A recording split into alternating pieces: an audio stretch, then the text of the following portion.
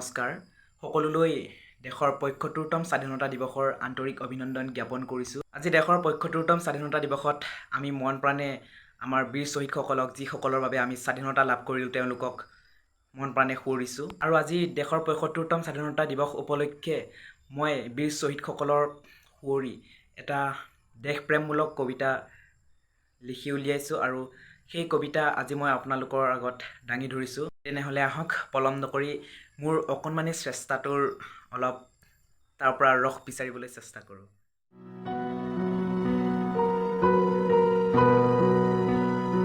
এয়া মোৰ দেশ, জাতি ধৰ্ম বৰ্ণ নিৰ্বিশেষে গঠিত এয়া মোৰ দেশ, শান্ত তেজৰ মানৱীয় সমাজৰ এয়া মোৰ সপোনৰ নিৱেশ।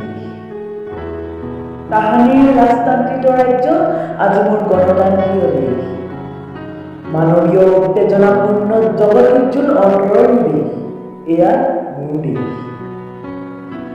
ত্যাগ শান্তি বিশ্বাসৰ উৰণিৰে চন্দ্ৰতুল্য মোৰ মাতৃমুখ, ফিৰিঙি খেদা শ্বহীদৰ ৰক্ত জিলিকা এয়া মোৰ দেশ, এয়া মোৰ ভাৰত দেশ। জাতি পিতৃৰ মহান আদৰ্শ আৰু নেতাজীৰ কৌশল উভয়ে সন্নিৱিষ্ট জনতাৰ এয়া মোৰ ভাৰতবৰ্ষ। মণিকণকৰ সাহস লাভা হৈ থকা জনতাৰ দেশ এয়া মোৰ দেশ।